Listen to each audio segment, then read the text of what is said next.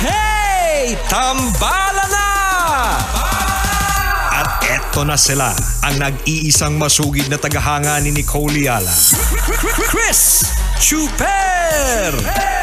Kasama ang nag-iisang diehard fan ni Chris Chuper, Nicole Yala! Mula sa Mahiwagang Burnay, ang kwento.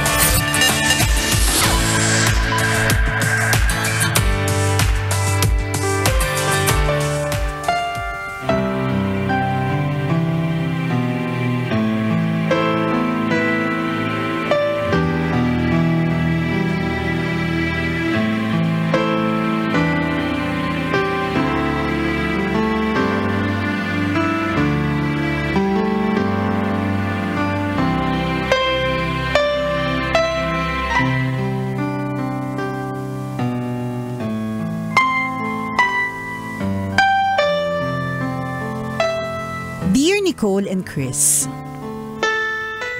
itago nyo na lang ako sa pangalang Marilu. Early 30s at tambalanista mula dito sa Bulacan. May asawa ko at biniyayaan kami ng isang anak na lalaki. Sumulat ako kasi ang dami nyo nang natulungan sa pamamagitan ng mga payo ninyo. Umaasa ako na mapipili ninyo ang sulat ko at mabibigyan din ng payo. Tambalan, ganito po kasi.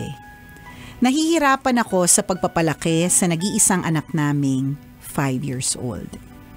Magkaiba kasi kami ng estilo ng pagpapalaki ng asawa ko. Halimbawa, para sa akin dapat may limit ang gadget. Hindi pwedeng sobrang haba. Ang dami pa naman kasing pwedeng gawin kesa mag-gadget maghapon.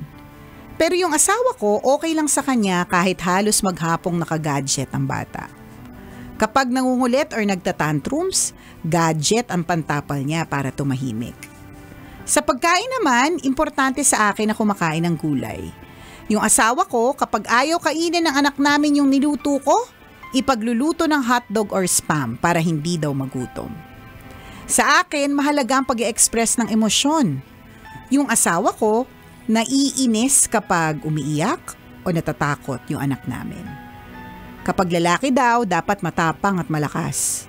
Kapag lalaki daw, ang pag-iyak ay simbolo ng kahinaan.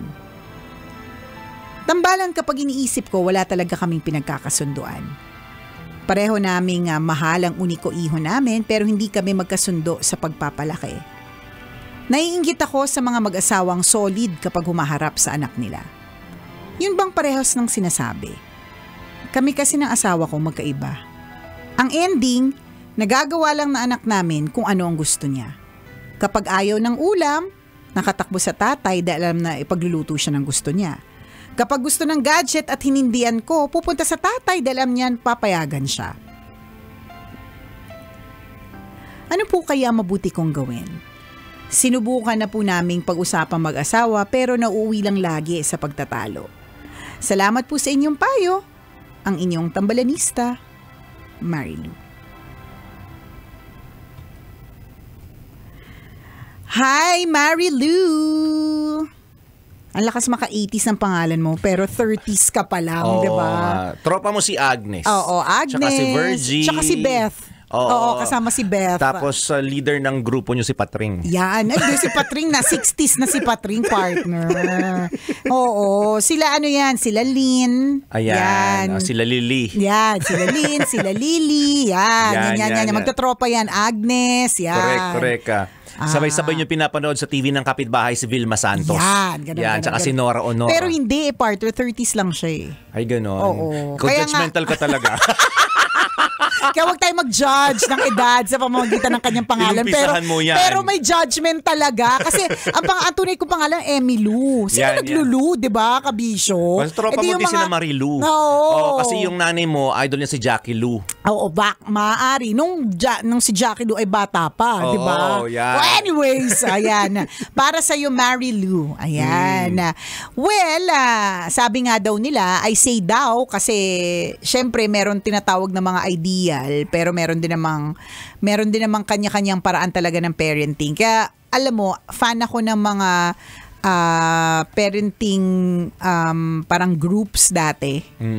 Ngayon pa rin naman meron pa rin ako sinusundan pero hindi na lahat. Kasi may ibang mga parenting groups na kung maka-comment sila or kung makakwento sa how perfect they parent their kids. Parang ramdam na ramdam mong inutil. Alam mo, may ganun akong feeling eh. Kaya tinigilan ko na pag-follow sa kanila. Doon sa yung parang sinasabi ni Marilyn na naramdaman mo na ang laki ng kakulangan mo for sa example, mga sinasabi correct. nila. For example, partner, yung tungkol sa pag-prepare ng baon for the kids. So, for the longest time, for so many years, partner, ngayong taon lang naman tayo nalipat sa tanghali, 'di ba? So, pang-umaga tayo. So, kung pag-prepare lang din talaga ng baon sa mga anak, hindi ko talaga siya ginagawa. Kasi pang-umaga tayo. Pwedeng sabihing excuse yun or whatever, 'di ba? Pero hindi ko din talent, 'di ba? So, meron sa akin nagpasampal sa akin ng parang inutil ako kasi ang galing-galing niyang gumawa ng mga bento box, mga bento lunch. Talagang yung kanyang kanin, nagiging mukha, talagang yung noodles, tinalo buhok. yung Tokyo-Tokyo, correct, no? Totoo. Wala nga yung Tokyo-Tokyo partner eh. Wala nga pa-smiling face yung mga kanin nila, pero ito, yung bento ng kanya partner, talagang yung buhok, noodles, yung tapos mga mga nutritious food, mga ganyan. Ako partner, minsan may mga patago akong dalhin mo tong junk food kasi wala nabibili sa school na gano'n kasi diba bawal ang junk food sa school. Ganyan, patago, eto, kainin mo nang wala nakakakita. May mga gano'n ako. Anak, ilagay mo sa bulsa mo yung mga chicherya. May mga ganun ako. Ganyan. So, tinigilan kong mag-follow doon kasi ramdam na ramdam ko na inutil ako in so many ways na parang, una, hindi ako nakapag-prepare na maayos na baon. Pangalawa, kung nag-prepare man ako, pailalim na nagbigay ako ng chichirya, ganyan. At hindi ko nagawa talaga yung bento. Well, nag-try ako, partner, pero hindi ko siya napanindigan.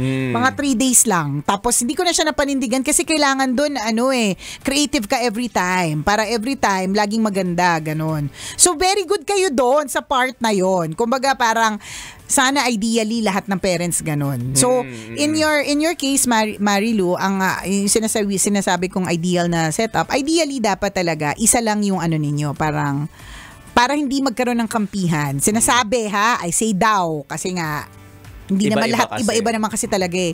So, sinasabi daw na ideally, dapat isa lang para hindi yung ang kakampihan yung tatay or mas gusto yung sa nanay or mas gusto sa ganito, ganyan. Pero, yan yung pagpapalaki hindi naman, 5 years old pa lang siya eh. Ano ba yan? Madidiscover ninyo sa sarili ninyo na magkakaroon kayo niyan ng common ground eventually. Pero para sa akin normal na may magkaiba ng parenting style. May ganun talaga eh. Oo. Alam mo, for example, sa amin, mas natatakot yung mga bata sa akin pag nagagalit ako kasi bihira. Siyempre, pag bumuka yung bubig mo, sasabihin, yan yung nanay natin, dragon! kakainin tayo. Correct. Isa na siyang dragon! Diba? Diba? Ayan na si Godzilla! Correct! Diba? Andiyan na yung Godzilla, lalabas yung mga anak, diba? Sa bibig, sa sobrang laki. Minsan lang kasi ako magalit. As in, minsan lang. Kumpara doon sa tatay nila na para maiksi ang pasensya. So, kung ang galit noon, diba, ay, basta may mga maliliit na bagay na natitrigger siya. Ako kasi hindi masyado eh. Kahit hindi halata sa akin, di ba? Pero lalo na sa kids, hindi mabilis. Minsan ka lang magalit pero tinutumba mo yung gate ng kapitbahay pag nagagalit ka. So kaya sila natatakot kasi nakakatumba ko ng gate. Minsan lang, mga once in 2 years, ganyan. Pero kaya kong tumamba ng gate. Pero kaya nga minsan ka. bumaha sa subdivision nyo kasi natumba mo rin yung best tank ng village. At bumara dun sa drainage. Ang dahilan kung bakit bumaha hanggang second floor. At nakita yun ng mga anak mo. Yes. Sabi, grabe yung nanay namin, nakakatakot pala pag nagagalit. Correct, wag tayong gagawa ng di tama dyan, di ba? Gugulungan tayo ng di ba? Yung mga ganon. So, may ganon eh. I mean, May magkaiba talaga. May magkaiba talaga eh. Alam nila na mas makakalambing sila, parang katulad ni Marilu. Alam nila na mas makakalambing sila ng gadget sa tatay nila versus sa akin. Kasi sa akin, partner, bago nag-iPhone yung isa kong, bago nag-iPad yung isa kong anak, lahat sila naka-Android. Tapos lahat sila naka-family link. So ibig sabihin, sinet up ko yun. Hindi kasi ako marunong gumamit ng ng iPad ay ng Apple. Hindi ko siya maintindihan, promise. Ito Kakainin mo lang, ito naman, hirap-hirap pa ba? Bakit ba? Grapes lang yung kaya ko eh. Kasi makipot yung bibig ko. Charot. Alam mo, kausap. Ako naman sakay sa'yo. Kasi syempre, lang naman di kita sakyan. Hindi, sayang yung joke mo, di ba? Ang maganda doon, kuha mo na kaagad. Syempre! Kaya nga tayo partner for 20 years eh. Di ba? So, yung pagtanga-tangahan muna tayo, gano'n. Ganon, bago sabihin yung totoong advice. So, nawala tuloy ako. So, Hindi ka magaling sa Apple. Di ako magaling talaga sa Apple. Di ba sabi daw nila, once you go Mac, you can't go back. Parang ganon. So sabi ko, nung nagka-MacBook ako, di ko talaga siya gets. Ito nga partner, yung bagong ginagamit natin dito sa office, yung Outlook, nawawala lahat ng email ko. Naliligaw ka. Naliligaw ako. Sabi ko, di ko ito naiintindihan. Nakakaloka. So anyways, nung Android sila lahat, bago siya nagkaroon ng iPad niya, controlled ko talaga. Talagang super search ako paano makontrol. So meron akong family link na app. So ibig sabihin, kaya ko iset yung limit nun. So kunyari, pag weekdays, 30 minutes lang ang gamit. Mag-off na. Hindi siya mag-off pero hindi mo siya magagamit. Parang mag-emergency siya, mood, parang ganun lang siya na ang pwede lang gawin sa kanya makatawag. Kasi hindi mo na magagamit. Mag-gray yung screen. Parang ganun. So 30 minutes. So controlled ko. Kung medyo good mood ako, pwede kong bigyan ng 1.5 hours a day. Tapos nakikita ko kung ano yung mga dina-download na mga app. So makikita ko na gano'ng katagal ba tayo magkukwentuhan dito? Baka overtime na tayo. Ay, akala ko live kasi to. Ay, hindi pala, pala to. For Friday pala to. Radyo pala to. Ang dami kong kwento. Tapos, baka overtime na tayo. Ganito ka, akala ko nagpa-podcast tayo. Ibang topic na pala to, iba na. Anyways, mabilisan. Ayan, mabilisan. So, meron ka pa 3 minutes. Ayun. So, 2 minutes na lang. Ayun, nakokontrol ko. Ganon. So, nung nagkaroon na ng ibang naging Apple na partner, hindi ko na makontrol kasi Android ako. Parang gano'n. Baka may way naman, pero ayoko nang alamin. Outlook nga, hindi ko naiintindihan. May pangalan narinig yan eh. Hindi lang, nakakaloka. Bakit kasi pabago-bago pa ng email? Gumaga naman yung dating email. Kaya nga, Gmail is life. Diba? Ito na, nakakaloka. All the while, na-send ko yung bagong programming schedule natin noong Lunes. Hindi pala siya na-send. Pero dun sa Gmail ko, na-send siya.